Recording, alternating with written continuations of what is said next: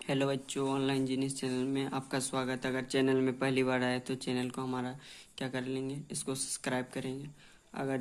अगर टेलीग्राम को ज्वाइन कर लेंगे, इम्पोर्टेंट यहाँ नोट मिलेगा। इंस्टा आईडी में फॉलो कर सकते हैं, मैं यहाँ से फॉलो करके तुम लोग बात कर सकते हैं। ये एफबी आईडी है। और ये जो बायोलॉजी का टर्म 1 का जो है, बायोलॉजी का पार्ट 1 है। ये कौन सा पार्ट का है? अध्याय 5 जो है जीवन की मौलिक इकाई के बारे में। जो जीवन की मौलिक इकाई, तो ये पार्ट 1 शॉट में इसको नहीं खत्म करने सकेंगे। इसका 2 या तो 3 आएगा, 3 आएगा समझो ना। इसको 2 लेंगे और एक पार्ट आएगा और उसका क्वेश्चन का 3 में इसका अलग से हमें इसका जीवन की मौलिक इकाई इसका एक प्लेलिस्ट बना देंगे यहाँ से। मतलब 3 की 4 वीडियो में इसको ख़त्म करेंगे। तो ये थोड़ा लंबा चैप्टर है, इसको इसीलिए एक शॉट में नहीं हो पाएगा, इसीलिए इसको एक एक करके मतलब 3 शॉट करेंगे। तो सबसे पहले देखते हैं कोशिका के बारे में। कोशिका क्या है?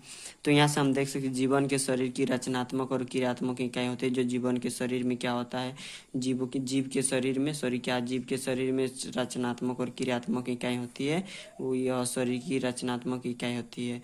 क्योंकि कोशिका के मिलने से क्या होता है, कोशिका के जो मिलने से शरीर की जो रचना होती है वो क्या होती है, पूरे शरीर के कार्य कोशिका कार्य का प्रतिफल होता है। जो हमें क्या होता है, जीवों की जो संरचनात्मक और क्रियात्मक इकाई होती है, यह शरीर के रचनात्मक इकाई है। क्या है? यह एक शरीर का रचनात्मक इकाई है। क्योंकि ये कोशिका के मिलने से क्या होता है, कोशिका के मिलने से शरीर की रचना होती है। कोशिका के मिलने से शरीर की रचना होती है। क्योंकि पूरे शरीर के कार्य जो होता है, कोशिका के कार्य से प्रतिफल होते हैं। क्योंकि जो पूरे शरीर का कार्य होता है, कोशिका के कार्य का प्रतिफल होता है। तो यहाँ कोशिका के बारे में तुम लोग इसको लिख सकते हैं। उसके बाद जो है यहाँ से हमें छोटा मोटा एक पॉइंट है, क्या है, कोशिका रचना के आधार पर जीवों के 2 समूहों में बांटा। जो कोशिका को हम उसको 2 भागों में समूहों में बांटे हैं। एक इसको बोलेंगे एक कोशिकीय जीव और दूसरा में इसको बहुकोशिकीय जीव। यहाँ से हम देख सके एक कोशिकीय जीव का उदाहरण अमीबा हो सकता है, जीवाणु हो सकता है। उसके बाद हम कवक देख सकते हैं, उसका बहुकोशीय कवक, पादप तथा ये विकसित जंतु होता है। जो उसका होगा कवक, पादप और विकसित जंतुओं में आएगा। उसके बाद हम यहाँ से देख सकते हैं कोशिका की खोज किसने की, इसका रॉबर्ट हुक ने 1665 ईस्वी में किया है। उसके बाद जो केंद्रक का खोज इसके रॉबर्ट ब्राउन ने 1833 ईस्वी में किया। उसके बाद जीव द्रव्य का पुंकेंजी ने 1839 ईस्वी में। उसके बाद हम यहाँ से देख सकते हैं कोशिका का सिद्धांत क्या है। कोशिका के सिद्धांत के बारे में देखेंगे। तो सबसे पहले यहाँ देखें कोशिका का सिद्धांत। सन 1830 ईस्वी में जर्मन के वैज्ञानिक, जो एक जर्मन की वैज्ञानिक थी, सन क्या है, MJ ओलाइडिन एवं टी खान जो है, एवं टी खान 2 वैज्ञानिक है। क्या है, सन 1830 ईस्वी में जर्मन के वैज्ञानिक थे JND ओलाइडिन एवं टी खान जो है 1939 में 30 में क्या क्या एक कोशिका सिद्धांत का प्रतिपादन दोनों ने ये क्या प्रतिपादन किया। इस सिद्धांत का अनुसार, इस सिद्धांत में ही बताया कि देखते क्या बताया, सभी जीवों की जो रचना कोशिका में होती है। जो सभी की जीवों में जो रचना होती है कोशिकाओं से होती है। जो सभी के जो जीव होता है रचना कोशिकाओं से होती है। उसके बाद उपापचय संबंधित जो क्रिया कोशिकाओं में होती है, जो उपापचय की संबंधित क्रिया जो होती है कोशिकाओं में होती है। उसके बाद जो इसका जो 1855 में ब्राउचाउ ने इस कोशिका के सिद्धांत को संशोधन करते हुए जोड़ दिया। और क्या हुआ, उसने उपापचय किसने बताया था, ये पूरा नहीं ये क्या था, सभी जीवों की जो कोशिका क्या होती, कोशिका में जुड़ी होती है।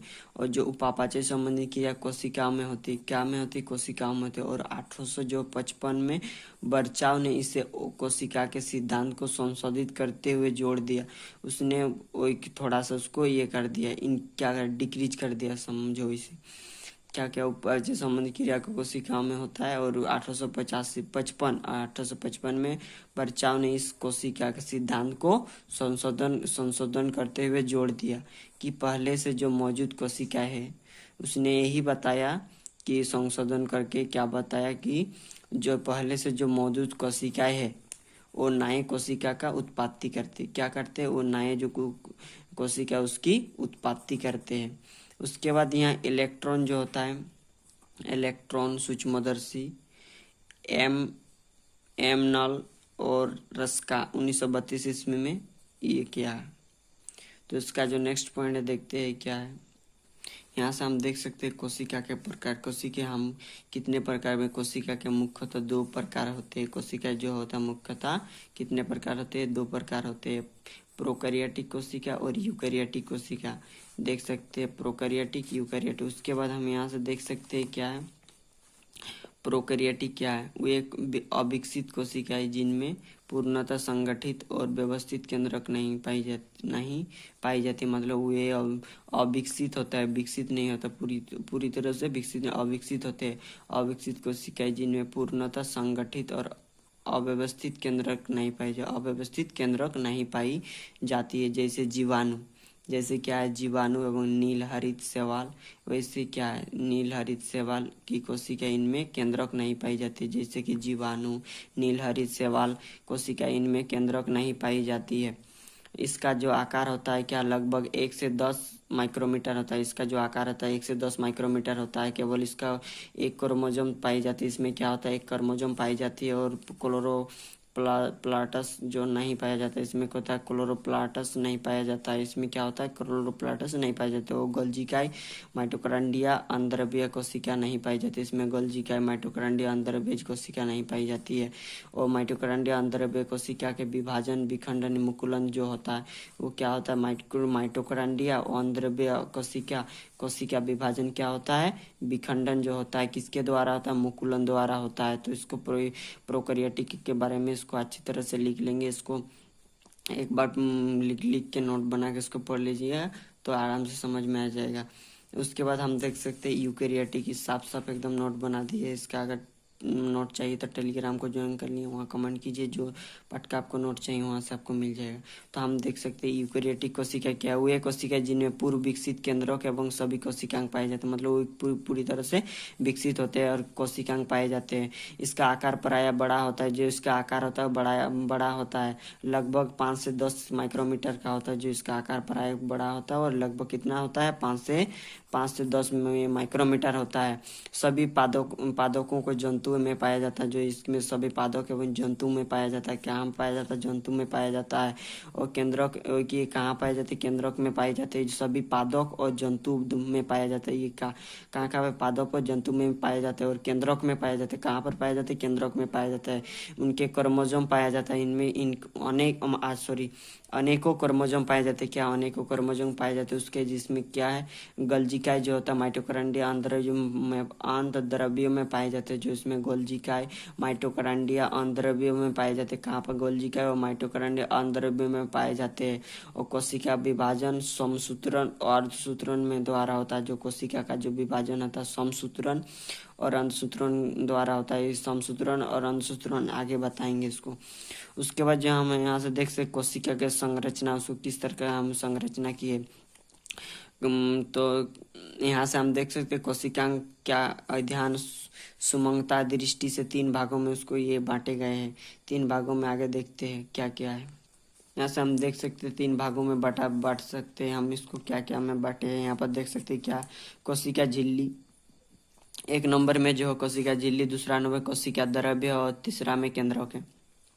तो कोशिका द्रव्य एवं केंद्रक को सम्मिलित रूप जो होता है, कोशिका द्रव्य एवं केंद्रक के सम्मिलित जो रूप से जीवित द्रव्य या प्रोटोप्लाज्मा कहते हैं। क्या कहते हैं उसको, सम्मिलित रूप को कोशिका जीव द्रव्य या कोशिका द्रव्य केंद्रक एवं सम्मिलित रूप से जीव द्रव्य या प्रोटोप्लाज्मा कहते हैं। उसको क्या द्रव्य या प्रोटोप्लाज्मा कहते हैं, उसको क्या कहते हैं, प्रोटोप्लाज्मा कहते हैं। उसके बाद हम यहाँ से देख सकते हैं कोशिका झिल्ली क्या, प्रत्येक कोशिका के सबसे बाहरी चारों ओर एक बहुत पतली मुलायम लचीला झिल्ली होती है। मतलब जो प्रत्येक कोशिका के सबसे बाहरी चारों ओर एक बहुत पतली मुलायम एक लचीला क्या होता है, झिल्ली होती है, जिसे हम कोशिका झिल्ली कहते हैं। उसे हम क्या कहते हैं, कोशिका झिल्ली कहते हैं। यह प्लाज्मा झिल्ली है, प्लाज्मा झिल्ली या प्लाज्मा कहते हैं। उसको क्या कहते हैं, प्लाज्मा झिल्ली या प्लाज्मा कहते हैं। उसके बाद हम यहाँ से दूसरा पॉइंट उसका देखते हैं। यह झिल्ली जीवित एवं क्या अर्धपरागम्य का होता है। मतलब अर्धपरागम्य का अर्थ क्या होता है, देखते हैं कि कुछ वस्तुएं उसके आर पार क्या हो जाए, आर पार आसानी से आ जा सकते हैं, मतलब कुछ कुछ ऐसे पदार्थ होते हैं उसके आर पार आसानी से आ जा सकते हैं, उसको क्या अर्ध परागमक कहते हैं। तो उसके बाद आसानी से आर पार आ जा सकते हैं। इस झिल्ली का जो होता है, इस झिल्ली का चयनात्मक और वर्णात्मक झिल्ली भी कहते हैं। इसको क्या कहते हैं, इस झिल्ली को चयनात्मक और वर्णात्मक झिल्ली भी कहते हैं, क्योंकि कुछ ही पदार्थ अंदर बाहर आ जा सकते हैं। इसके बाद चयनात्मक परागमक झिल्ली में क्या होता है, क्योंकि कुछ ही पदार्थ क्या अंदर बाहर आ जा सकते हैं, पद और आ जा सकते हैं, सभी पदार्थ नहीं, सभी पदार्थ उसमें नहीं अंदर घुस सकते। उसके बाद हम यहाँ से देख सकते हैं इसका जो चौथा पॉइंट क्या है, कोशिका झिल्ली में क्या लिपिड एवं प्रोटीन से बना, जो कोशिका झिल्ली हो किससे बना होता है, लिपिड एवं प्रोटीन से बना होता है। उसके बाद इसका जो कार्य क्या क्या है, इसका कार्य, उसके कार्य को देखेंगे। तो कार्य यह एक सीमित झिल्ली कार्य करती है। यह क्या करती है, सीमित झिल्ली कार्य करती है। यह कोशिका के निश्चित आकार बनाए रखने की सहायता करती है। इसमें जो है एक निश्चित आकार बनाए रखने का सहायता करती है, इसमें एक निश्चित आकार बनाए रखने का सहायता करती है। यह कोशिका के यांत्रिक सहायता प्रदान करती है। यह कोशिका को यांत्रिक सहायता प्रदान करती है। क्या सहायता प्रदान करती है, यांत्रिक सहायता प्रदान करती है। और जंतु कोशिका में यह सिलिया प्लेजला बोलता है इसको। जंतु कोशिका में क्या बोला जाता है, सिलिया प्लेजा कहा जाता है, प्लेजाला।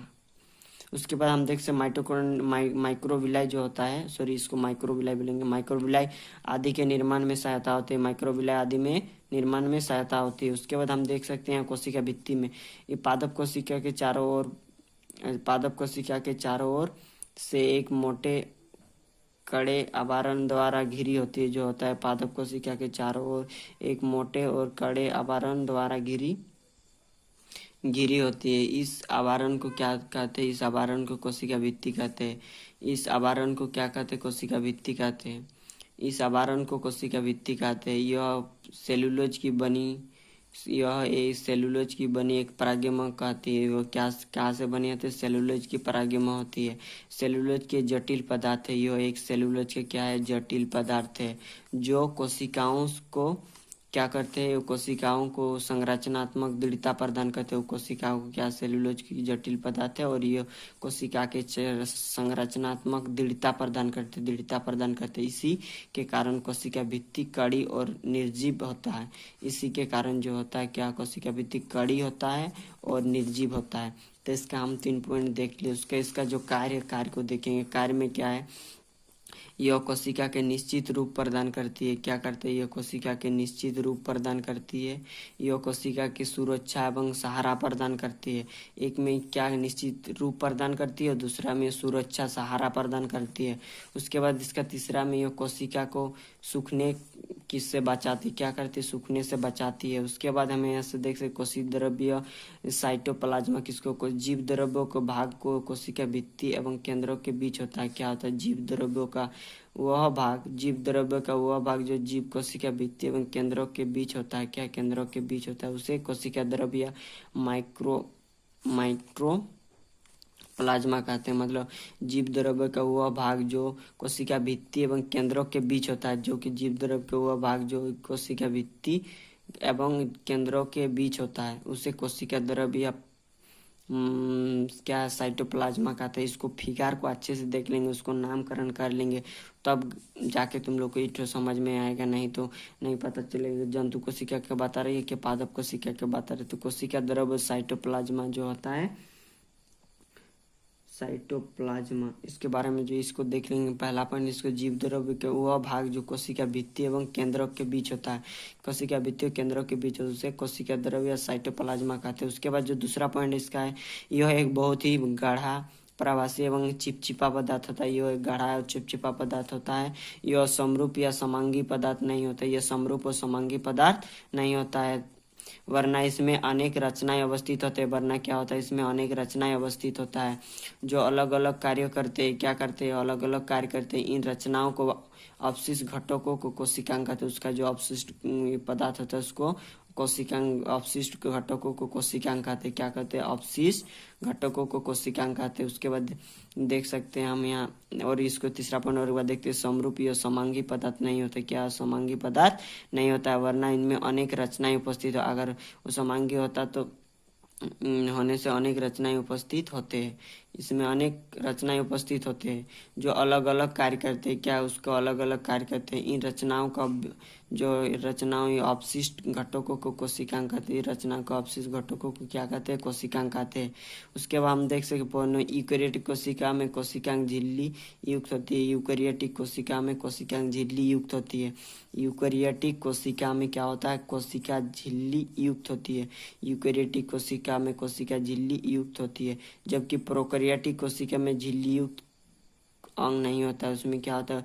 प्रोकैरियोटिक में कोशिका झिल्ली युक्त अंग नहीं होता है। इसमें क्या होता है? यूकेरियोटिक कोशिका झिल्ली युक्त अंग होता है, और जबकि प्रोकैरियोटिक कोशिका में झिल्ली युक्त अंग नहीं होता है। उसके बाद हम यहाँ से देख सकते हैं आंतद्रव्य जालिका। क्या आंत एक त है? देखना उसका तद्रव्य जालिका अंदर तो एडोप्लाज्मिक क्या रेटिकुलम जो है, एडोप्लाज्मिक रेटिकुलम जो होता है यह जंतु पादप कोशिका के कोशिका द्रव्य में अत्यंत सूक्ष्म शाकीर झिल्ली अनियमित नलिकाओं से घना जाल होता है। इस जटिल को आंतद्रव्य जालिका कहते हैं। मतलब इसमें जो होता है क्या होता है? जंतु कोशिका, जंतु और पादप कोशिका के द्रव्य में, मतलब जंतु कोशिका और पादप कोशिका दोनों में कोशिका द्रव्य के अत्यंत सूक्ष्म शकीर पे होता है। अत्यंत सूक्ष्म शकीर में झिल्लीदार, जो झिल्लीदार अनियमित नलिका, उसमें अनियमित नलिकाओं का घना जाल होता है। क्या अनियमित नलिकाओं का घना जाल होता है। इसमें जटिल क्या होता है? जटिल आंतद्रव्य अंत जैसे प्रादव्य जालिका कहते हैं। इसे क्या कहते हैं? इसको इसको ई वाला लिखेंगे, ई वाला थोड़ा गलत है। अंत प्रादव्य जालिका कहते हैं उसको। क्या? अंत प्रादव्य जालिका कहते हैं। उसके बाद यहाँ से हम देख सकते हैं इसका दूसरा पॉइंट क्या है। ये लाइटोप्रोटीन की बनी होती है। ये क्या है? ये लाइटोप्रोटीन से बने होते हैं। जो क्या क्या बना होता है? लाइटोप्रोटीन क्या बना होता है। उसके बाद हम यहाँ से देखते हैं अंत परद्रव्य जालिका का प्रकार, दो प्रकार। अंत जो परद्रव्य जालिका का दो प्रकार होता है। कितना प्रकार? अंत परद्रव्य जालिका का दो प्रकार होता है। उसका जो दो प्रकार है, पहला प्रकार चिकनी अंत परद्रव्य जालिका बोलते हैं उसको। चिकनी अंत परद्रव्य जालिका SCR बोला जाता है। और इसको क्या? खुरद्वारी अंत परद्रव्य जालिका। यहाँ से हम देख सकते हैं चिकनी अंत परद्रव्य जालिका और खुरद्वारी आंतद्रव्य जालिका। इसको आंतद्रव्य जालिका SR और इसको बोलता है आंतद्रव्य खुरद्वारी वाला को RER बोला जाता है। तो हम यहाँ से देख सकते हैं चिकनी आंत परद्रव्य जालिका की झिल्ली चिकनी होती है। जो होता है चिकनी आंतद्रव्य जालिका झिल्ली जो है उसका जो झिल्ली है चिकनी होता है, जबकि खुरद्वारी आंतद्रव्य जालिका जो बाहरी झिल्ली क्या होता है? ऊपर छोटे छोटे कण होते हैं। जो उसके जो होता है आंतद्रव्य जालिका के बाहरी झिल्ली में क्या होता है? ऊपर छोटे छोटे कण होते हैं जिन्हें राइबोसोम कहते हैं, जिन्हें हम राइबोसोम कहते हैं। तो चिकनी उसमें क्या आंतद्रव्य जालिका के क्या होता है? उसमें झिल्ली चिकनी होते हैं। जबकि खुरद्वारी वाला में क्या होता है? खुरदरी वाला में होता है आंतद्रव्य जालिका में एक क्या होता है? गहरी झिल्ली के ऊपर छोटे छोटे कण होते हैं जिन्हें हम राइबोसोम कहते हैं। उसके बाद हम देख सकते हैं यहाँ क्या आंतद्रव्य जालिका की कार्य। तो उसका आंतद्रव्य जालिका के जो झिल्ली नलिकाओं में तरल द्रव्य भरा रहता है। उसमें क्या होता है? आंतद्रव्य जालिका झिल्लीनुमा में नलिका में तरल द्रव्य भरा रहता है। उसमें तरल द्रव्य क्या होता है? भरा रहता है। इसलिए कोशिका द्रव्य या प्रोटीन का संचार करती है। इसलिए ये कोशिका द्रव्य या प्रोटीन का संचार करती है। इसलिए कोशिका द्रव्य या प्रोटीन का संचार करती है। उसके बाद हमें ऐसे देख सकते हैं 2 नंबर SCR जो है वसा के संश्लेषण में भाग लेती है। SCR जो है वसा के संश्लेषण में भाग लेती है। यह वसा प्रोटीन के साथ मिलकर कोशिका झिल्ली बनाने में सहायता करते हैं। जो यह SCR वसा संश्लेषण में भाग लेता है, क्या करता है? ये वसा संश्लेषण में भाग लेता है। यह वसा प्रोटीन के साथ मिलकर क्या करते हैं? कोशिका झिल्ली बनाने में सहायता करता है। वो कोशिका से मिलकर क्या बना? प्रोटीन के साथ मिलकर क्या कोशिका झिल्ली बनाने में सहायता करते हैं। इस प्रक्रिया को क्या कहते हैं? इस प्रक्रिया को कोशिका जनक कहा जाता है। उसके बाद हमें यहाँ से देख सकते हैं केंद्रक की कोशिका द्रव्य ने अनुवांशिक जो पदार्थ को जाने का पथ बनाती, जो केंद्रक के कोशिका द्रव्य नहीं, जो केंद्रक के कोशिका द्रव्य में अनुवांशिक पदार्थों को जाने का पथ बनाती, जो उसमें क्या होता है जाने का पथ बनाती कोशिका, अनुवांशिक पदार्थ जाने का पथ बनाती है। इसी कारण जो होता है, इसी कारण कोशिका के सतह क्षेत्रफल काफ़ी बढ़ जाता है। इसी कारण जो होता है कोशिका के जो सतही क्षेत्रफल क्या होता है काफ़ी बढ़ जाता है। उसके बाद आर जो प्रोटीन संश्लेषण में मदद करती है, आर जो होता है प्रोटीन संश्लेषण में क्या करती है, मदद करती है। उसके बाद हम यहाँ से देखेंगे राइबोसोम। राइबोसोम के 1 2 3 पॉइंट है। तो राइबोसोम ऐसे कण है जो इलेक्ट्रॉन सूक्ष्मदर्शी से दिखाई पड़ते हैं, मतलब राइबोसोम को हम इलेक्ट्रॉन सूक्ष्मदर्शी के बिना नहीं देख सकते हैं। उसके बाद हम ऐसे देख सकते हैं ऐसे राइबोसोम को गुच्छे से मिलती है। ये ऐसे राइबोसोम जो गुच्छे में मिलते हैं वो इसको क्या बोलता है, पॉलीराइबोसोम बोलते हैं, उसको पॉलीसोम कहते हैं। पॉलीराइबोसोम को पॉलीसोम कहते हैं, पॉलीराइबोसोम को पॉलीसोम कहते हैं। उसके बाद हम लोग यहाँ से देख सकते हैं तीसरा नंबर, ये रचना प्रोटीन और आरएनए से बनी है। तो इसका जो रचना किससे बना है, आरएनए से बना है। इसको बोलो, इसका फुल फॉर्म जो होता है राइबो न्यूक्लिक एसिड होता है। उसके बाद यहाँ से देख सकते हैं हम यहाँ से राइबोसोम की कार्य क्या है। राइबोसोम में क्या प्रोटीन का संश्लेषण होता है, जो राइबोसोम का काम है उसमें क्या होता है, प्रोटीन का संश्लेषण होता है। यहाँ से हम देख सकते हैं लाइसोसोम क्या है, क्रिश्चियन जो है क्रिश्चियन डिडवे 1958 ने देखा था। उसको सबसे पहले किसने देखा है, क्रिश्चियन डिडवे ने 1958 ईस्वी में देखा था। उसके बाद हमें यहाँ से देख सकते हैं माइटोकॉन्ड्रिया क्या है। माइटोकॉन्ड्रिया कोशिका द्रव्य में पाए जाने वाले सूक्ष्म रचनाएं, जो माइटोकॉन्ड्रिया है वो कोशिका द्रव्य में पाए जाने वाले सूक्ष्म रचनाएं हैं। उसके बाद हम यहाँ से देख सकते हैं दूसरा नंबर में क्या है, पादप कोशिका में इसकी संख्या ज़्यादा होती है। इसमें क्या होता है, पादप कोशिका में इसकी संख्या ज़्यादा होती है, जबकि जंतु कोशिका में कम होता है। क्या होता है, जबकि जंतु कोशिका में कम होता है। प्रत्येक माइटोकॉन्ड्रिया एक बाहरी झिल्ली अन्य झिल्ली से चारों ओर घिरी रहता है। जो प्रत्येक माइटोकॉन्ड्रिया एक बाहरी झिल्ली एवं अन्य झिल्ली से चारों ओर घिरी रहती है। उसके बाद हम यहाँ से देख सकते हैं प्रत्येक उठो तो देख ली उसके इसके बीच में एक तरल युक्त गुहा होती है। इसके बीच में क्या एक तरल युक्त गुहा होती है जिसे माइटोकॉन्ड्रिया गुहा कहा जाता है। इसके बीच में एक तरल युक्त गुहा होती है जिसे हम माइटोकॉन्ड्रिया गुहा कहा जाता है। माइटोकॉन्ड्रिया गुहा में लटके रहते हैं। क्या होता है, माइटोकॉन्ड्रिया गुहा में लटके रहते। उसके बाद हम यहाँ से देख सकते हैं एटीपी क्या है, एडेनोसिन ट्राइफॉस्फेट। इसका जो फुल फॉर्म है एडेनोसिन ट्राइफॉस्फेट। तो इसको और एक बार बता देते हैं, जो माइटोकॉन्ड्रिया कोशिका द्रव्य में पाए जाने वाले सूक्ष्म जीव रचनाएं हैं। यह पादप कोशिका की संख्या में ज़्यादा होती है। क्या होता है, ज़्यादा होती है, जबकि जंतु कोशिका में कम होता है। पादप कोशिका में क्या होता है, ज़्यादा होता है, और जबकि जंतु कोशिका में कम होता है। प्रत्येक माइटोकॉन्ड्रिया की बाहरी झिल्ली अन्य झिल्ली चारों ओर घिरा रहता है। जो प्रत्येक माइटोकॉन्ड्रिया है एक बाहरी झिल्ली अन्य झिल्ली से चारों ओर घिरा रहती है। इसके बीच में एक तरल युक्त गुहा होती है। इसके बीच में एक तरल युक्त गुहा होती है जिसे माइटोकॉन्ड्रिया गुहा कहा जाता है। जिसे क्या कहते हैं, माइटोकॉन्ड्रिया गुहा कहा जाता है। माइटोकॉन्ड्रिया गुहा में लटके रहते हैं, और उस कहाँ लटके रहते हैं, माइटोकॉन्ड्रिया गुहा में लटके रहते हैं। तो एक बार हम जंतु कोशिका और पादप कोशिका का जो फिगर है उसको दिखा देते हैं। यहाँ से हम देख सकते हैं ये क्या है, जंतु कोशिका है। क्या है, ये जंतु कोशिका है। ये इसको बोला जाता है प्लाज्मा झिल्ली, तरक केंद्र, लाइसोसोम, इसको राइबोसोम बोला जाता है। ये तो माइटोकॉन्ड्रिया ये भी बता दिए। उसके बाद खुदारी द्रव्य जालिका, इसके बारे में बता दिए। कोशिका द्रव्य बारे में बताइए। केंद्रक, ये देख सकते हैं हम इसको क्या बोलते हैं, कोशिका झिल्ली, चिकनी द्रव्य जालिका, गल्जी का उपकरण। ये क्या है, जंतु कोशिका है। ये क्या है, यहाँ से हम देख सकते हैं ये जंतु कोशिका है। क्या है, जंतु कोशिका है। तो इसका जो है पादप कोशिका को भी दिखा देते हैं। यहाँ से हम देख सकते हैं पादप कोशिका, यहाँ से ये वाला पादप कोशिका है। ये देखिए पादप कोशिका। यहाँ से क्या क्या है, यहाँ कोशिका द्रव्य है। क्या है, कोशिका द्रव्य है। इसको राइबोसोम बोला जाता है। ये वाला देखिए माइटोकॉन्ड्रिया बोला जाता है इसको। ये बायो कोशिका है, कोशिका भित्ति है। ये वाला कोशिका भित्ति बोला जाता है। ये प्लाज्मा झिल्ली है। यहाँ से हम देख सकते हैं ये केंद्रक झिल्ली है। ये गोल्जी उपकरण है, ये वाला है गोल्जी उपकरण। ये वाला केंद्रक है। हरित लवक इसको बोला जाता है। ये कभी कभी फिगर को भी पूछ लेता है, इसलिए इसको अच्छे से बना लिए। ये इसको देखेंगे कोशिका द्रव्य, चिकनिया तो बता दिया, चिकनिया द्रव्य जालिका। उसके बाद लाइसोसोम के बारे में, खुदरी द्रव्य इसको भी बता दिए। तो इसको कभी हम अच्छे से बना लेंगे। अगर चैनल में पहली बार आए हैं तो लाइक करेंगे, शेयर करेंगे, सब्सक्राइब करेंगे। इसका ये पार्ट 1 है, इसका पार्ट 2 पार्ट 3 आएगा। उसके बाद क्वेश्चन आएगा, मतलब इसका टोटल 4 वीडियो आएगा इस पार्ट का, तो इसका अलग से प्लेलिस्ट बना लेंगे। अगर चैनल में पहली बार है तो टेलीग्राम ज्वाइन करके मतलब चैनल को सब्सक्राइब भी कर देंगे। धन्यवाद।